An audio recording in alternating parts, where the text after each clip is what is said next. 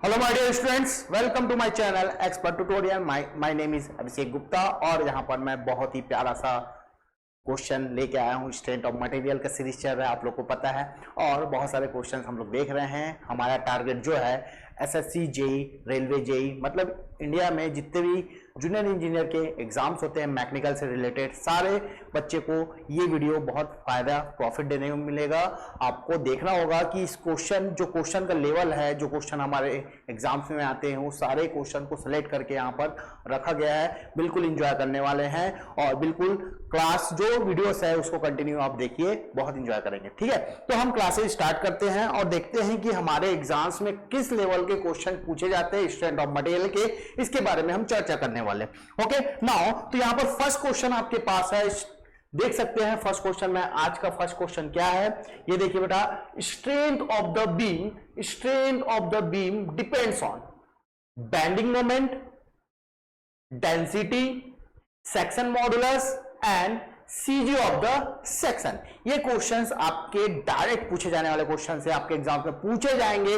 किसी ना किसी एग्जाम्स में आपको देखने को मिलेंगे बेटा, चाहे आप बोलो एसएससी जेई बोलो, रेलवे जेई बोलो, या गेट बोलो, या फिर डिफरेंट सेक्शन में जो आपका मैकेनिकल से रिलेटेड जो पेपर होता है, डोमेन पेपर, उसमें एक क्वेश्चन आता ही है। अब यहां पर क्वेश्चन पूछा गया, एक बीम है बेटा, एक बीम है। ओके, सपोज मैं एक बीम बना देता हूं। सपोज ये ऐसे आपने एक बीम बना दिया। ये बीम जो है यहां पर सिंपली सपोर्टेड हो सकता है, कैंटिलीवर हो सकता है, ओवरहैंगिंग, डिफरेंट टाइप से बीम हो सकते हैं। बट अब इस बीम का क्वेश्चन पूछा गया है कि इस बीम का स्ट्रेन किस फैक्टर पर डिपेंड करता है। ओके, तो हमारे पास बेंडिंग इक्वेशन होता है बेटा, bending equation m by I sigma by Y and e by R. ये आपका बेंडिंग इक्वेशंस है। ये कौन सी इक्वेशंस है? बेंडिंग इक्वेशन, मतलब ये लोड लगने के बाद, आपका कुछ बेंड होने के बाद ये सारी चीजें इक्वेशंस आपके सामने आते हैं। आपको पता होना चाहिए कि m क्या रिप्रेजेंट करता है बेटा? बेंडिंग मोमेंट को रिप्रेजेंट करता है। I किसको रिप्रेजेंट करता है बेटा? मोमेंट ऑफ इनर्शिया को रिप्रेजेंट करता है। यहां पर एरिया मोमेंट ऑफ इनर्शिया को रिप्रेजेंट करता है। ओके, सिग्मा जो है स्ट्रेस है, बेंडिंग स्ट्रेस की बात करेंगे। ये जो है सेंट्रल एक्सिस से जो है आपका सेंट्रोइडल का डिस्टेंस रिप्रेजेंट करता है। ये ई जो है यंग मॉडुलस होता है बेटा। आर जो है रेडियस ऑफ कर्वेचर होता है। ये सारे चीजें पूछा जाता है। अब यहां पर पूछा गया बेटा कि बेंडिंग स्पीड, मैं एक फंडामेंटल चीजें लिखता हूं। जेड इज इक्वल टू होता है बेटा आई बाई वाई। क्या बोलता है? आई बाई वाई। ये याद रखना बेटा, इसी को बोलते हैं सेक्शन मॉडुलस। क्या बोलेंगे हम लोग? Section modulus, section modulus. ठीक है, ये है आपका इसी फैक्टर पर आपको किसी भी बीम का स्ट्रेन हम लोग इसमें मेजरमेंट करते हैं। ये इसी पर डिपेंड करता है, ये होता है सेक्शन मॉडुलस। तो बेटा इसका आंसर क्या हो गया? Section modulus. तो याद रखना, जो strength of the beam depends on the section modulus. और सेक्शन मॉडुलस क्या होता है बेटा? Z is equal to I by Y. ये बस याद रखना।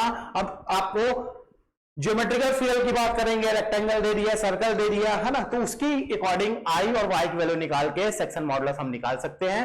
जो स्ट्रेंथ की बात होगी तो सेक्शन मॉडुलस की बात होगी। ओके, नेक्स्ट क्वेश्चन आपके सामने है, the section modulus of a circular cross sectional about its diameter D. आपको डी के अकॉर्डिंग सेक्शन मॉडुलस, मैंने अभी एक फॉर्मूला लिखा था, छोटा सा फॉर्मूला लिखा था बेटा, Z is equal to I by Y. ये लिखा था क्या बेटा?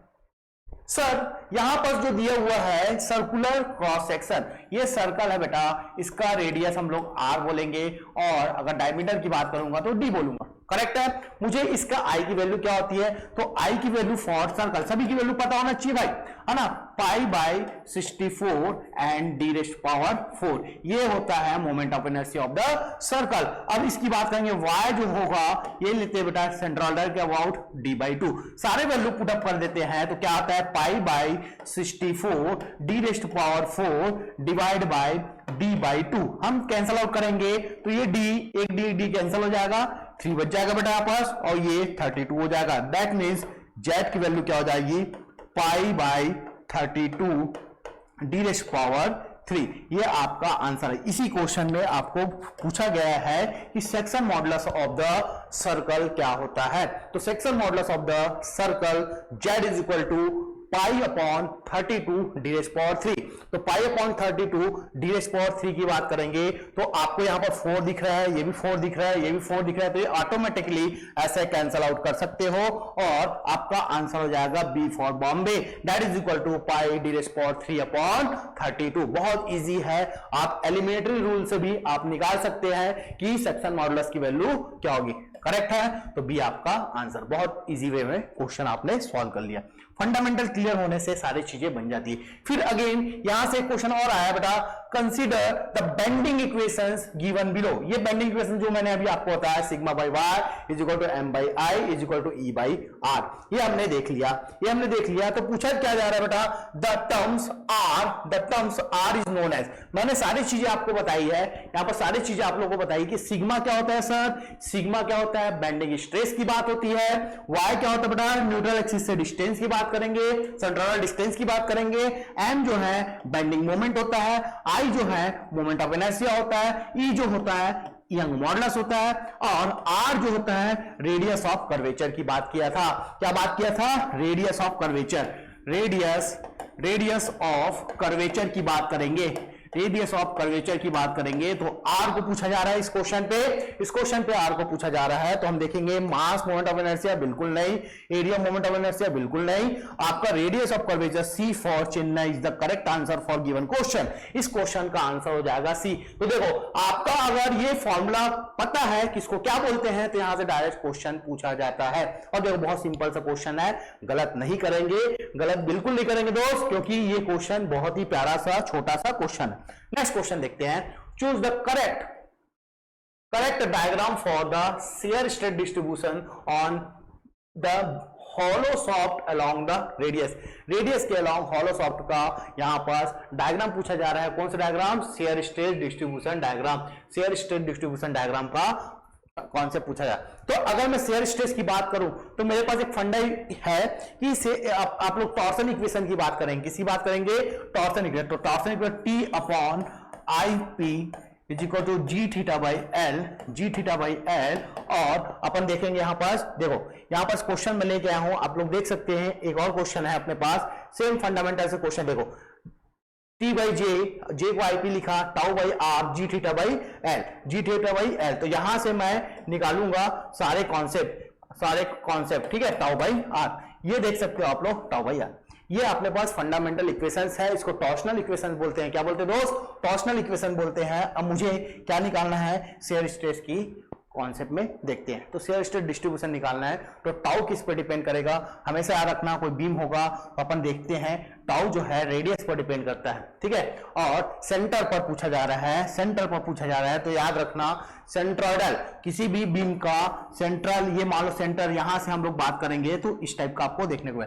तो यहां पर देखो हॉलो की बात हो रही है, किसकी बात हो रही है बेटा, हॉलो की बात हो रही है, हॉलो सॉफ्ट की बात है, जो सॉफ्ट है वो हॉलो है, तो सेंटर पर क्या होगा और एंड पर क्या होगा, ये दो चीज आपको पता होगा तो डेफिनेटली आप लोग बना सकते हैं, है ना। तो हम जब बनाते हैं, एक अगर सिंपल मैं बता दूं हॉलो सेक्शन की बात करूं तो ये ऑप्शन क्या होता है बेटा, डी होता है, D for Delhi is the correct answer, क्योंकि यहां पर सबसे ज्यादा होगा, सेंट्रोइडल पर 0 होता है और यहां पर नेगेटिव। हम देखते हैं तो मतलब tau is directly proportional to R, अगर आर 0 है तो आपका सेंटर पर कहां पर 0 होता है, आर सेंट्रल एक्सिस पर रेडियस होता है 0, यहां पर रेडियस क्या हो जाएगा 0, tau is directly proportional to R हम लोग यहां पर देखने को मिलता है, ठीक है।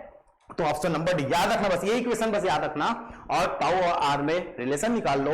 रिलेशन निकालने के बाद आप डायरेक्टिव पोर्शन की बात करेंगे तो आपको देखने को मिलेगा रेडियस जो होता है सेंट्रोइडल पर 0 होता है, आउटर पर मैक्सिमम होता है, तो शेयर स्ट्रेस आउटर पर मैक्सिमम मिलेगा और सेंट्रोइडल पर 0 मिलेगा। तो option number D is the correct answer. Okay, now next question, for the circular shaft under torsion, shear stress value at the center of the shaft is centre पर क्या होगा, यही क्वेश्चन पूछा। अगेन आप लोग यहां पर बात करेंगे, अभी मैंने आप लोगों को बताया सेंटर पर क्या होगा, शेयर स्ट्रेस सर्कुलर शाफ्ट बोल दिया, क्या बोल दिया, सर्कुलर शाफ्ट। तो शेयर स्ट्रेस निकालना है अपने को, तो अपने को फॉर्मूला क्या बेटा, tau T upon I P is equal to G theta by L और टाउ बाई आर, ये वैल्यू होती है। अच्छा, ये सारी इंफॉर्मेशन मैं पहले दे देता हूं, फिर आगे बात करेंगे। सुनिएगा, यहां पर टी जो है एक टॉर्क है, क्या है, टॉर्क बेटा। ट्विस्टिंग मोमेंट बोलते हैं और टॉर्क भी बोलते हैं। आई पी जो लिखा हूं कई जगह आप लोग को जे दिखे, पोलर मोमेंट ऑफ इनर्शिया मिलेगा। क्या मिलेगा इसको? Polar moment of inertia. Okay, और यहां पर देखो जी जो है, जी है आपका रिजिडिटी। क्या है बेटा? Rigidity, modulus of rigidity. ये एक ट्विस्टिंग एंगल हो गया है ना, जितना एंगल ट्विस्ट की उसकी बात है। लेंथ ऑफ द बार जो होगा आपका साफ्ट होगा, उसका लेंथ की बात कर रहे हैं। टाउ जो है शेयर स्ट्रेस की बात हो रही है। आर अगेन आपको पता है रेडियस ऑफ कर्वेचर। तो देखो यहां पर आप लोग को कंडीशन देखने को मिल गया। अब मुझे निकालना है सर, मैं इन दोनों चीज को बैलेंस कर देता हूं, इन दोनों चीज को बैलेंस कर देता हूं। तो टाउ और आईपी फॉर सर्कुलर शाफ्ट की बात करेंगे, pi by 32 D raise power 4 is equal to tau, और आर क्या होता है? D by 2। कैंसल आउट करेंगे बेटा, 16 आ गया और यहां पर एक डी कैंसल आउट हो गया है ना, यहां पर 3 आ जाएगा। तो टाउ इज इक्वल टू क्या मिल गया मुझे? 16 ऊपर 16 T upon pi D raise power 3। ये बात हो गई, ये बात हो गई। अब सेंटर पर बोला गया, आपको सेंटर पर क्या देखने को मिला? तो सेंटर किसी भी शाफ्ट का अगर सेंटर की बात करेंगे तो आर बेटा आपका 0 हो जाता है। आर क्या हो जाता है? 0 हो जाएगा, और आर 0 हो जाएगा तो हम क्या बोलेंगे? टाउ क्या हो जाएगा बेटा आपका? ये देखो यूनिटी हो जाएगा 0। देखो मैक्सिमम होगा, मिनिमम होगा, क्या हो? जैसे इसके पहले मैंने एक क्वेश्चन बताया था, उसके अकॉर्डिंग देखेंगे तो आपको सेंटर पर क्या मिलेगा? शेयर स्ट्रेस 0 देखने को मिलेगा। शेयर स्ट्रेस क्या देखने को मिलेगा? Tau is directly proportional to R, मैंने जो पहले आप लोग को बताया। ओके, तो आप बोलेंगे सर लास्ट वाला क्वेश्चन था, वही क्वेश्चन यहां पर देखने को मिल गया। नेक्स्ट क्वेश्चन, नेक्स्ट क्वेश्चन क्या बोला? A circular shaft is taken and torque T apply on it taking the radius of the shaft is equal to R, small R दिया है ना। Evaluate the maximum value of the shear stress. Just मैंने अभी बताया shear stress का maximum value क्या निकाल दिए, देखो शेयर स्ट्रेस का 16t upon pi D cube, 16t upon pi D cube, 16t upon pi D का क्यूब। अब बोल दिया गया है रेडियस के फॉर्म में, बताओ सर। अच्छा, डायमीटर के फॉर्म में दिया है तो 16t upon pi D cube, ये आपका C for Chennai is the correct answer. Basic questions है, आपका फंडामेंटल इक्वेशन के अकॉर्डिंग इसको सॉल्व कर सकते हैं। ओके, नाउ नेक्स्ट ये देखो, consider the torsional equations given below. What is the J by R? यहां पर पूछा गया जे, और जे को मैंने बताया था आईपी। क्या बताया था बेटा? आईपी। और आईपी क्या होता है? ये होता है polar moment of inertia. Polar moment of inertia की बात होती है। किसकी बात होती है? पोलर मोमेंट ऑफ इनर्शिया की बात होती है। Represent above the equations. इस इक्वेशंस में आपको क्या पूछा गया है? तो हमने बोला था बेटा पोलर मोमेंट ऑफ इनर्शिया ये हो गया। सेक्शन मॉडुलस, अगेन जेड की बात करेंगे, जेड की बात करेंगे तो यहां पर आईपी अपॉन क्या हो जाएगा? आर हो जाएगा। आईपी अपॉन आर हो जाएगा, या फिर जे बाई आर बोलेंगे। क्या बोलेंगे? J by R. तो इसी को बोला जा रहा है बेटा। तो section modulus, polar modulus, shear modulus और none of this. Section modulus, sorry, section modulus beam के लिए होता है। बेंडिंग मोमेंट वाली बात करेंगे, बेंडिंग मोमेंट वाले केस में करेंगे तो सेक्शन मॉडुलस। लेकिन पोलर मॉडुलस क्या बोलूंगा बेटा? पोलर मॉडुलस बोलूंगा, शेयर मॉडुलस बोलूंगा, क्या बोलूंगा इसको? इसको बोलेंगे पोलर मॉडुलस। क्या बोलेंगे बेटा? पोलर मॉडुलस बोलेंगे। जो आपका इसका आंसर क्या हो जाएगा? Z P equal to IP by R, polar modulus बोलेंगे। क्या बोलेंगे दोस्त? पोलर मॉडुलस बोलेंगे। Okay, now next question, next question देखते हैं। Okay, a power transmitted shaft of the diameter D rotating at the speed N, rotating at the speed n and power p is related to diameter d and n। आपको question पूछा जा रहा है इसमें सारी चीजें, तो हमको पावर और ये सारे रिलेशन बताना है बेटा। पावर और सारे रिलेशन बताना है तो हम जानते हैं p is equal to 2 pi N T by 60, 2 pi N T by 60 ये पावर का फॉर्मूला होता है। टावर का पावर का फॉर्मूला अगर पूछा जाएगा तो आप बोलेंगे 2 पाई एन टी बाई 60 की बात करेंगे। और टी की वैल्यू अभी जस्ट हमने यहां पर देखा कि टी की वैल्यू हमने क्या निकाला था दोस्त? ये देख सकते हो आपको 16t upon pi D cube. तो t इज इक्वल टू, इसको ट्रांसफर कर देंगे, tau pi D cube by 16, tau pi D cube by 16, tau pi D cube by 16। तो 2 पाई एन बाई 60 इंटू ये क्या लिखेंगे बेटा? अपन निकाल लेते हैं tau is equal to 16t by pi D का क्यूब। तो t इज इक्वल टू क्या होगा? पाई डी का क्यूब इंटू पाई डी का क्यूब इंटू टाउ इंटू ये डिवाइड बाई 16। आपको यहाँ पर सारे चीजें पावर का रिलेशन पूछा गया। क्या पूछा गया? पावर का रिलेशन पूछा गया। तो पावर में हम बात करेंगे तो यहाँ पर देखो n और d का क्यूब आ गया। पावर इज इक्वल टू क्या हो जाएगा? n और d का क्यूब की बात करेंगे। ये आप बात करेंगे power is directly proportional to n and d का क्यूब। अब देखो इसका आंसर क्या हो गया? A for apple. क्या हो गया? A for apple. बाकी चीज को मैं कांस्टेंट ले लेता हूं तो मुझे इक्वेशन जो मिलती है power is directly proportional to n into D का क्यूब। n इंटू डी का क्यूब आप यहां से निकाल सकते हैं दोस्त, यहां से आप निकाल सकते हैं। ओके, नेक्स्ट क्वेश्चन की ओर चलते हैं। बहुत ही इजी क्वेश्चन है, बहुत ही नॉर्मल क्वेश्चन। वैसे ही क्वेश्चन और दिया है, a solid soft transmitted this power. ये P की वैल्यू दे दी गई है और ये आरपीएस में दिया है दोस्त। ये किस में दिया है? आरपीएस में या आरपीएम में दिया रहेगा। तो ये आपका कैपिटल N दिया है। क्या दिया है? Capital N। Calculate the torque produce in newton per metre. तो टॉर्क निकालना है तो power is equal to 2 pi N T by 60। सारे वैल्यू निकाल लेते हैं। P जो है पावर कितने?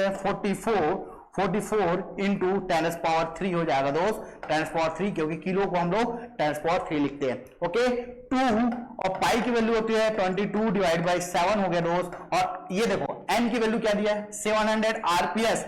700 आरपीएम। आरपीएम में आता है तो हम लोग क्या डायरेक्ट लिख देते हैं, आरपीएस को आरपीएम में कन्वर्ट करना है। आपको आरपीएस को आरपीएम में कन्वर्ट करना है तो हम क्या 60 से मल्टीप्लाई करें या डिवाइड करें, है ना। तो आरपीएस को हम लोग आरपीएम में 60 से मल्टीप्लाई 60 से डिवाइड कर देता हूं तो आपको क्या मिलेगा? ये देखो, ये मिल गया बेटा। ओके, नाउ सॉरी, ये मल्टीप्लाई हो जाएगा आपका 60 से, इसको मल्टीप्लाई कर देंगे तो आपको आरपीएस मिल जाएगा इंटू 60।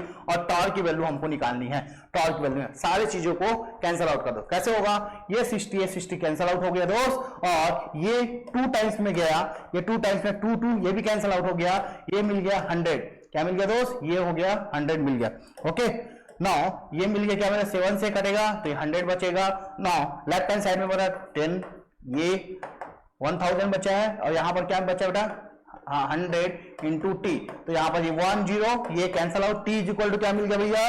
10 मिल गया। T is equal to 10 newton metre. 10 newton metre. तो ये बेसिक सा क्वेश्चन था और D for Delhi is the correct answer. तो ये बेसिक से क्वेश्चन आप लोग देख चुके हैं। बहुत ही प्यारा सा क्वेश्चन है। तो ये क्वेश्चन आप लोग के एग्जाम में बहुत बार पूछा है। तो स्टार्टिंग से देख लेते हैं क्या क्या क्वेश्चन हमने किया है और सारे आंसर एक बार रिवाइज कर लेते हैं। ठीक है, तो पहला क्वेश्चन आपको दिया हुआ है, strength of the beam depends on the section modulus. Okay, now section modulus is a circular cross section area about the diameter is equal to क्या हो जाएगा? सेक्शन ऑफ पाई डी का cube by 32। Now next one देखिए बेटा, next question क्या है? Consider the bending equations given below. आपको bending equation दिया गया है और उसमें आर की वैल्यू पूछा जा रहा है। आर को बोलते क्या है? रेडियस ऑफ कर्वेचर बोलते हैं। रेडियस ऑफ कर्वेचर बोलते हैं बेटा। नेक्स्ट क्वेश्चन में पूछा गया, choose the correct diagram for the share distribution. Shear stress distribution in the hollow soft. Hollow soft के लिए शेयर स्ट्रेस डिस्ट्रीब्यूशन कर्व बनाना है बेटा। तो उसका होता है डी फॉर डेली। यहां पर मैक्सिमम मिलेगा, सेंटर पर 0 मिलेगा। ये सेम क्वेश्चन यहां पर पूछा गया बेटा, for the circular shaft under the torsion shear stress value at the centre of the shaft. Centre पर शेयर स्ट्रेस की वैल्यू क्या होगी? 0 होगी।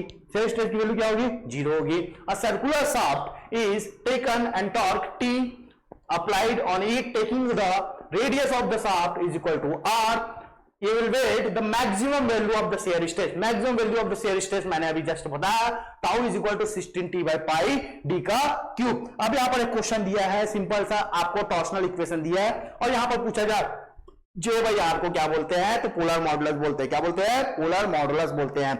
नाउ नेक्स्ट क्वेश्चन आपके सामने है, अ power transmitted the shaft of diameter d rotating at the speed and the power is equal to what? power is equal to हमने अभी जस्ट बताया p is equal to 2 pi n t by 60। इसकी value put up करने के बाद last में मुझे power speed diameter में रिलेशन मिलता है जिसकी वैल्यू क्या है? p directly proportional to n d का क्यूब। नाउ नेक्स्ट क्वेश्चन उसी से रिलेटेड एक क्वेश्चन दिया गया है जो एग्जाम में पूछा गया है। आपको यहां पर पावर की वैल्यू दे दी गई है 44 किलोवाट एंड आरपीएम दिया हुआ है 700 आरपीएस। आरपीएस को आरपीएम में कन्वर्ट करने के लिए 60 से मल्टीप्लाई करेंगे और इसको सॉल्व करने के बाद डायरेक्ट आप वैल्यू टावर की वैल्यू निकाल सकते हैं। 10 आपको देखने को मिला। तो ये आज का क्लास हो गया बेटा और इसमें बहुत सारा इंफॉर्मेशन आप लोग को दिया गया है। बिल्कुल इस वीडियो को एंजॉय कीजिए और शेयर कीजिए बेटा इसको और सब्सक्राइब भी करना है। Okay, thank you so much.